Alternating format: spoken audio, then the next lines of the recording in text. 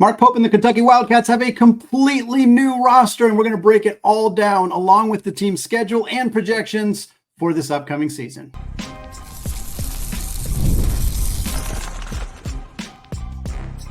You are Locked On College Basketball, part of the Locked On Podcast Network. Your team every day. What's up, folks? Happy Wednesday, and welcome into the Locked On College Basketball Podcast, a daily national college hoop show, part of the Locked On Podcast Network, your team every day.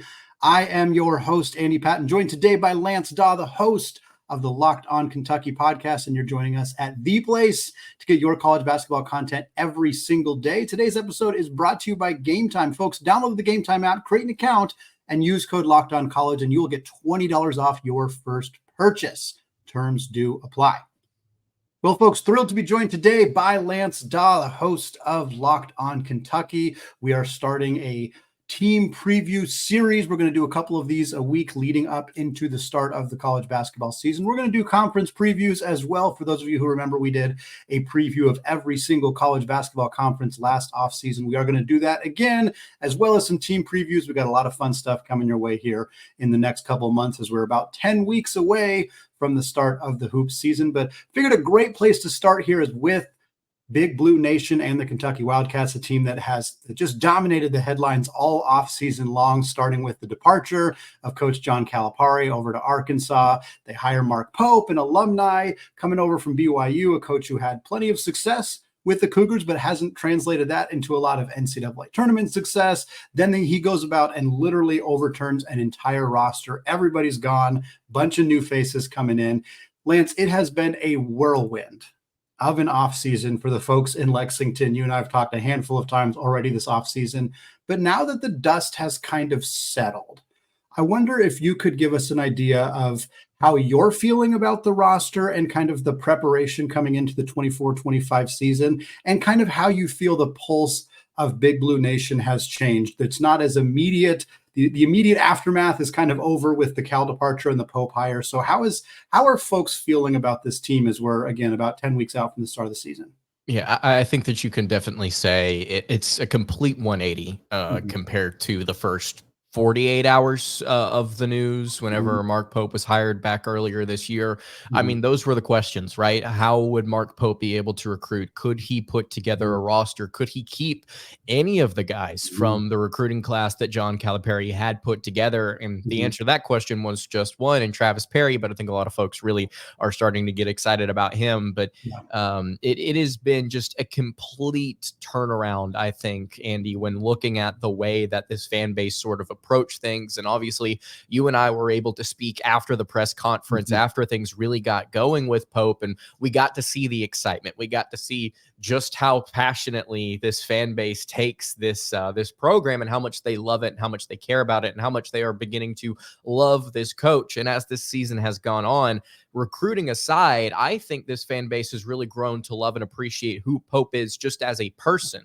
Super energetic, super passionate, and clearly understands what Kentucky basketball is about and what they want to do, which is win national championships. We're actually going to talk about a recruit later on in the show that my most recent note on him is that he has been kind of regurgitating some of the things that Pope has been saying to this fan base about winning national titles. So as far as just the person goes, Mark Pope, I think, is really starting to endure himself to a lot of Kentucky fans, myself included. And when you look at the roster and you start to look at what Pope did so well at BYU and kind of how he approaches this game analytically, and then from a personnel standpoint, I mean, you're really starting to see a lot of positive things when it comes to the personnel that this year's team has. What does Mark Pope like to do? In case nobody out there knows, he loves to run out in transition, and he loves to shoot threes. There was actually an article released recently by the Lexington Herald-Leader about Kentucky's goal to shoot 35 three-pointers per game and whether or not they could actually accomplish that. And the team is going to go for it. They're going to try and shoot 35 threes a game, and they have the guys to do it across the board. They've got maybe 7 or 8 guys that are not just okay catch and shoot guys, but they're elite. In fact, Kentucky, in my opinion, got the number 1 and number 2 catch and shoot players in the country in Kobe Brea from Dayton and then Kerr Kriisa from West Virginia, both in the 100th and 99th percentile of catch and shoot players from a season ago. So this team is going to go out, they're going to shoot threes, they're going to run in transition, and they're going to score. And I think the big question that we may have to ask is whether or not that's the only thing this Kentucky team needs to do, and whether or not some defense could possibly be on the table, because as you and I talked about a lot last year, Andy, it was bad. It was bad on the defensive end. So Mark Pope getting some defense for these Cats too, I think could go a very, very long way. But yeah, super, super excited as the season gets closer. Yeah, and I think, you look at the offseason, and it was easy for fans to focus on the players that Kentucky was not landing. And then when the dust settles and you're in a position where it's like, okay, there's no more roster movement, there's no more guys out there that we're going to land, the roster's set, and you start to look at the players that he did bring in. He didn't keep, the top tier players from that 2024 recruiting class, the Boogie Flans and the Billy Richmonds, but he kept a key piece in Travis Perry. He brings over a guy in Colin Chandler, who was a highly regarded prospect, who was going to join Pope at BYU. And then, maybe you don't get as many of the super high profile players in the transfer portal as I know many fans wanted. But when you look at this roster now, and we were just talking offline of trying to project this starting lineup, and there's a lot of different ways that I could see it going, that you could see it going, that Mark Pope is going to see it going. But when you kind of look at the roster, again, I think you do see a lot of skills that are skill sets that work well with Coach Pope's style. Again, the Kriisa and Brea, the way that those guys shoot the rock. You have some good defenders coming in as well, who I think is going to help make this team a better defensive team than they were last year under Coach Calipari. But I just want to talk about how you're kind of projecting this lineup, whether it's a starting lineup or at least like a top 8-9 guys that you expect to play big minutes for this team, because I see quite a few players who I could see contributing to this team, and some guys who are probably going to get left out of the rotation who honestly could probably play for a lot of different teams in the country.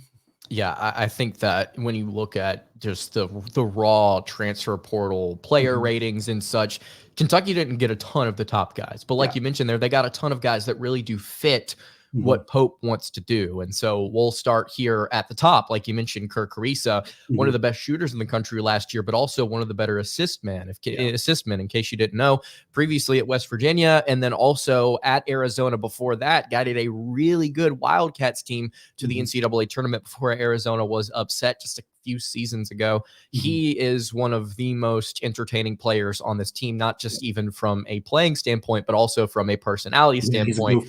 There's that one big video that went viral of him playing international ball against Luka Doncic and talking some trash. And there's also another clip of him claiming that Luka Doncic actually stole number 77 from him, and he's going to wear 77 for the Cats this year. So I love him as just a personality on this team. He's somebody that I think Kentucky desperately needs, just kind of as this program rejuvenates itself following Coach Cal, just to have a player like this on the roster. Turnover prone at times during his West Virginia and Arizona stints, but I do think his flashy passing and his excellent shooting go perfectly with what Pope want to do. And then there's his running mate in the backcourt, somebody that a lot of people in college basketball are going to be familiar with, and that is Lamont Butler. Defensively, one of the better players on this team. And then also on top of that, just one of the better leaders in all of college basketball, somebody that brought San Diego State to that national championship, one of the most important players on that run, I should say. And then when you look at, just as you work your way down the backcourt, Kobe Brea from Dayton, objectively, in my opinion, the best shooter in the country last year. I know there's some guys that's 2 or 3 that are statistically a little higher than him, but at the same time, you really do start to appreciate what he did in the catch and shoot game, which is what he's going to do for Mark Pope. We haven't even gotten to Jackson Robinson yet, who I think is who's going to be probably this team's leading scorer.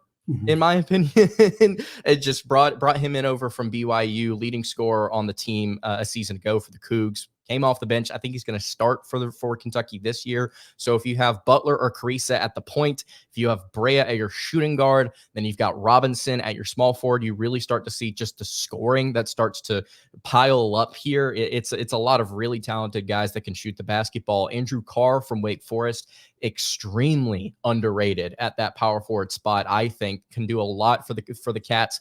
Plus defender, 37% from 3, played at Delaware previously before he played with the Demon Deacons. just a really good stretch four that can also play the 5. And then at the 5, you got 2 great options. And Amari Williams, 3-time Conference Defensive Player of the Year at Drexel. And then Brandon Garrison, who was a 4-star McDonald's All-American before he played his freshman year at Oklahoma State. The Pokes asked him to do a lot, and he definitely answered the call. Really, really good player that I think will pan out to be one of the better centers in the country if he's able to stick around at Kentucky. So yeah, starting 5 plus the depth that the Wildcats have. I mean, you essentially have a 1A and 1B at every single position, Andy, and I'm thrilled about it. Yeah, and I think that's the key is like there's not a lot of star power necessarily. Like you said, Jackson Robinson, probably the team's leading scorer, but it's not guaranteed. There's not an obvious like this is the player we got to come in and have the ball in their hands the most and do the majority of the scoring. Like Robinson's the closest to a player of that ilk, but it's not exactly a priority for Mark Pope to have like 1 or 2 leading scorer types, rather having 9 or 10 deep and having 2 deep at each position. And it feels like they really have that. And I think some people who were probably wanting to be negative about Kentucky before even seeing the whole picture have definitely been like, oh, well, they added a lot of mid-major guys and blah, blah, blah. Are these guys even going to be able to play up? And it's like, yeah, it's a less of a quality. I don't want to say it's less quality. It's more quantity, I suppose, than anything else in the sense that it had to be. You had to go bring out a bunch of different guys because you didn't have a roster when he took over the team. So to me, the fact that he was able to get as many quality players as he was at key positions, I mean, it wouldn't shock me at all if Brandon Garrison breaks out and is one of the better players in the SEC. It wouldn't shock me if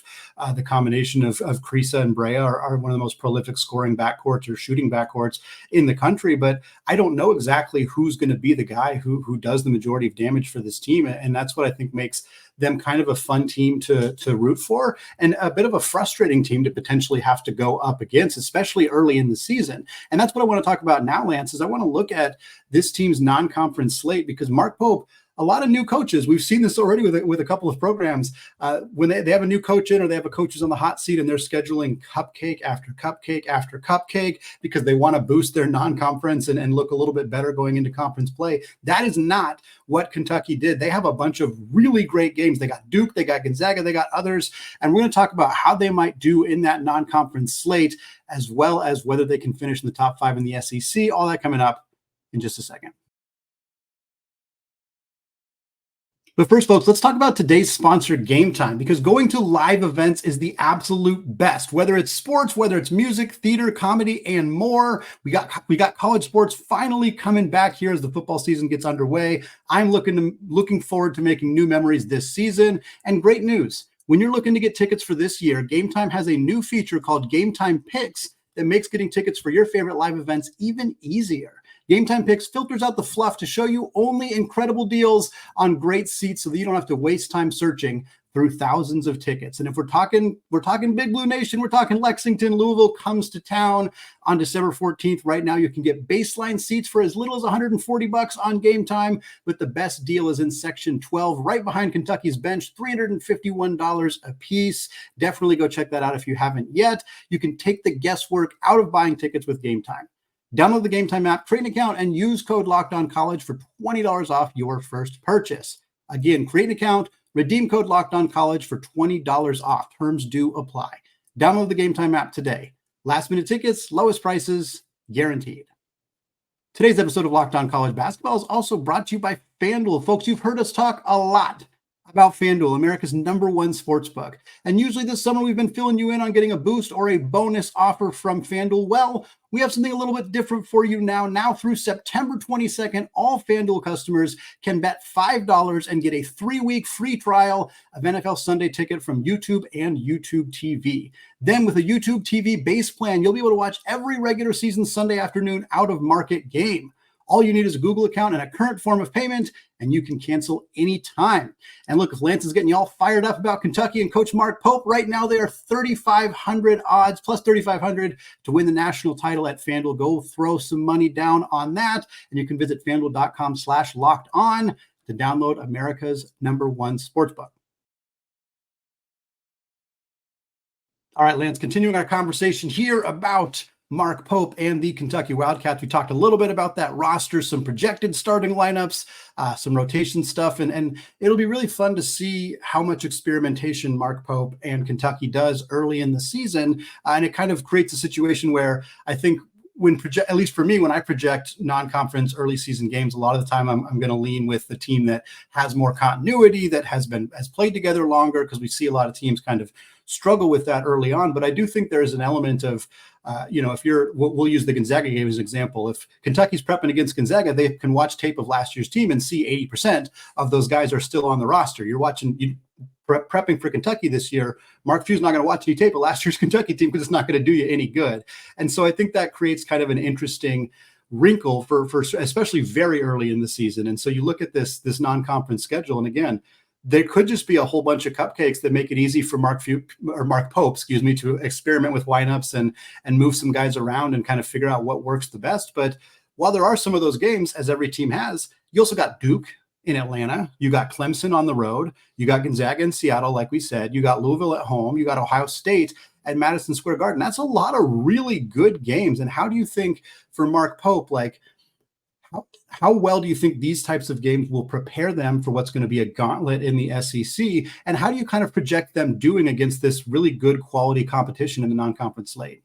Yeah, well, to answer the second question first, as far as like how I could project them doing, I'll just say this: the fact that Kentucky is so experienced across the board, and with bringing in all of these seniors and all of these upper class guys, it does make me feel optimistic about how they will fight against teams like Duke. And then obviously your question about, kind of how is Kentucky going to handle this rotation? Look, I think that may be an ongoing thing later into the non-conference slate as to kind of how to approach this with the starting lineup. Because if we are correct, and if Lamont Butler and Kirk Ariza, what they're saying is correct, look, Butler's going to start. He's going to start at point guard for this team. And does that end up being the answer once you get towards maybe games like Clemson or Ohio State later on down the line?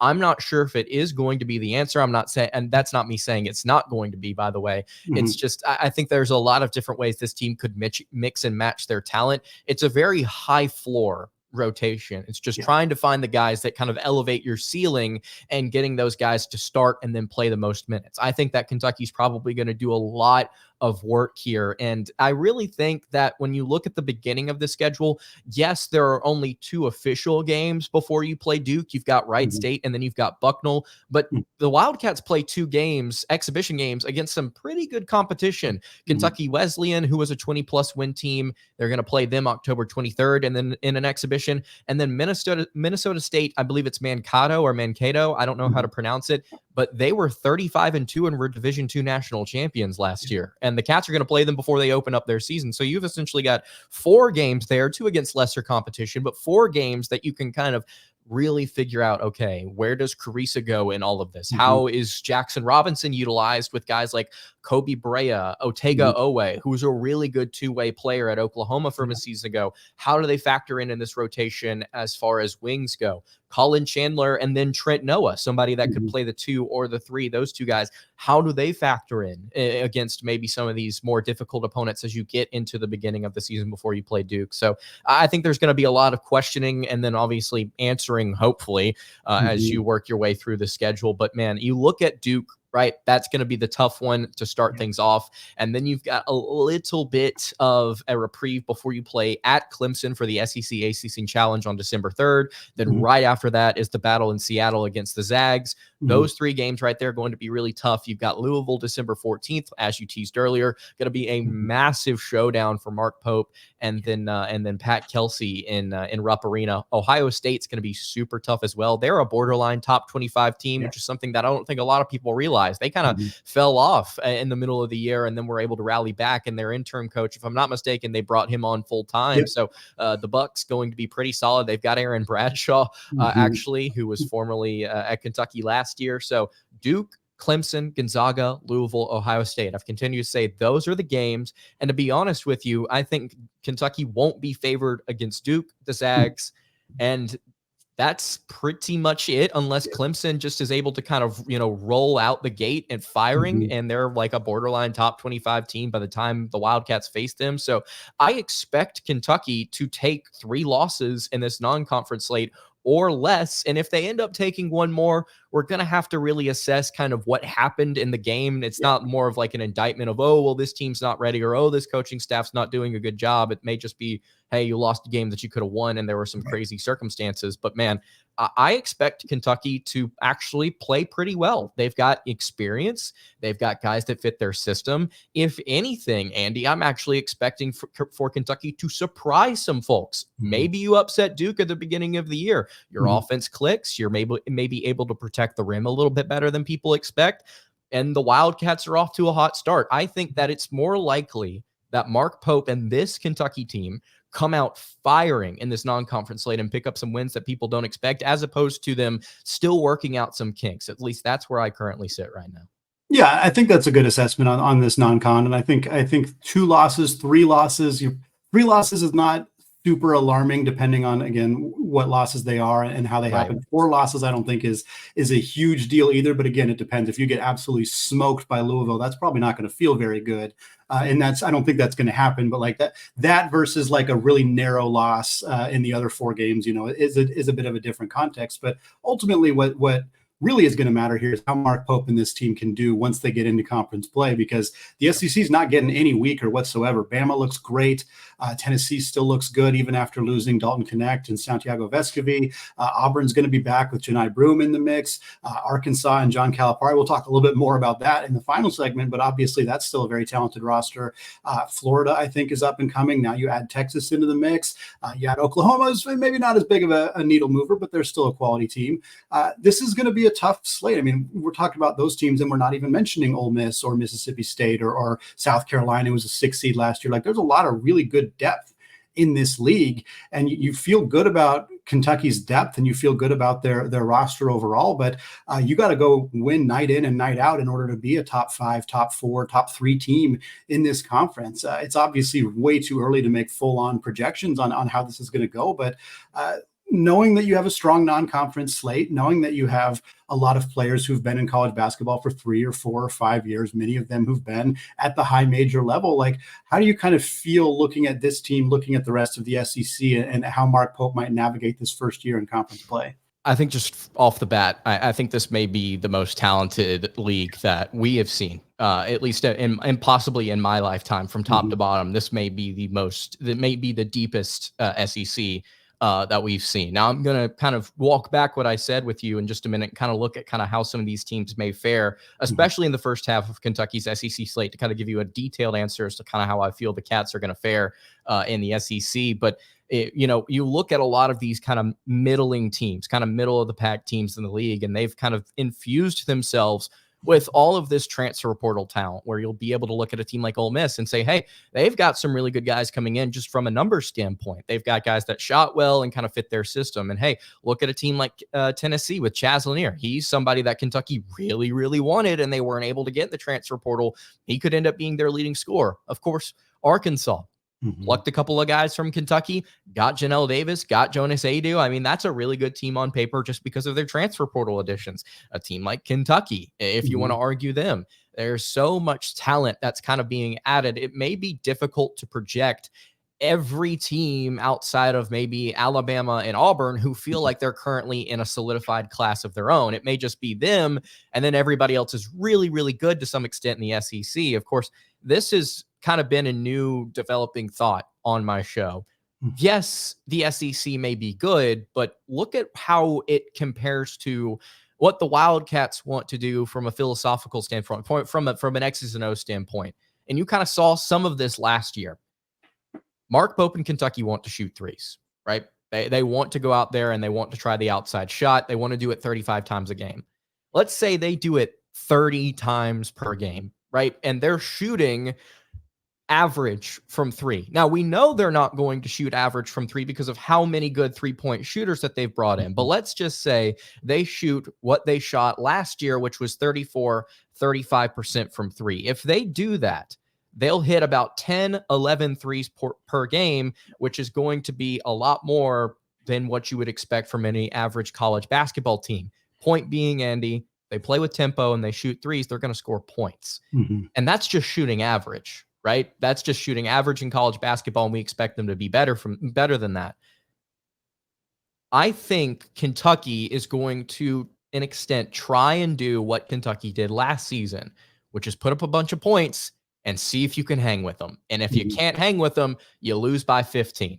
And at least some of these middle of the pack SEC teams do. Now, of course, the big question is, how much better is Kentucky's defense than it was a season ago? And with all of these new guys, because there's good individual players on defense, but there's not good defense, right? Otega Owe, great defender. Lamont Butler, great defender. Amari Williams, great at Drexel. But Kirk Risa, not the best defender. You got 3 freshmen that are probably going to be rotating in and playing important minutes. Guys like Travis Perry, how good are they defensively? Are guys like Ainsley Almanor, if they're able to get legitimate playing time, are they going to be defensive problems? So there's questions, but I think at the very least we can say it's not going to be how bad, it's not going to be as bad as it was a season ago. I think we're pretty confident in saying that. If you go and look at KenPom, if you look at how BYU's been on the defensive end, they've actually been pretty solid. They've been above average nationally, above 70th nationally or better every single year. Just a couple of years ago, they were top 30 defensively with Mark Pope. So I think that there's a lot of really good chance for the Cats to be defensively average this year. And if they are able to do that, then you look at the first half of this SEC slate, not a ton of strength on the on the offensive side of the ball, at least from a season ago. Georgia, Mississippi State, Texas A&M, Vanderbilt, Tennessee wasn't consistent offensively. Arkansas wasn't either, and I don't think they're going to be great this year. Ole Miss, still, I don't think it's going to be elite offensively. South Carolina, I mean, you look at teams like Alabama and Florida, yes, they are problems, but for the most part, there's not a ton of offensive strength, at least in the first half of the schedule. So again, to kind of say what I said at the for the non-con, there's a lot of opportunity for Kentucky to kind of come out firing and win some games that maybe people don't expect them to. So I think this is a top half team in the SEC. I think this is a double bye team in the SEC. I think they are a top 4 seed for sure. And it's just a matter of whether or not they're able to kind of close some of these tough games out at home against teams like Alabama, Tennessee, not Vanderbilt, Auburn later on in the year. That may push them over the edge and get them closer to winning the SEC championship. But I expect them to compete right away. I expect them to compete right now for an SEC title. And that's kind of what Mark Pope has been saying to this team as well. Huge thank you to Lance Dawe for coming on the show today. That is going to wrap us up for today. We're going to be back with Lance later. We'll talk more about the recruiting stuff that we didn't get to on today's show. We'll talk about their pursuit of Jasper Johnson, who is committing on September 5th. Don't know exactly where yet, although there's a lot of signs pointing to him potentially going to Kentucky, or staying in Kentucky, I should say. We'll talk about Johnson. We'll talk more Malachi Moreno, all sorts of fun stuff on a future episode here for Big Blue Nation. But that is going to do it for us today. Co-host Isaac will be back with a show for y'all on Thursday, and then he and I will wrap up the week on Friday. Thanks again for listening, folks. Apologies to the lawyer family. As always, let's go Wildcats. Very appropriate for today. And until tomorrow, as always, peace out.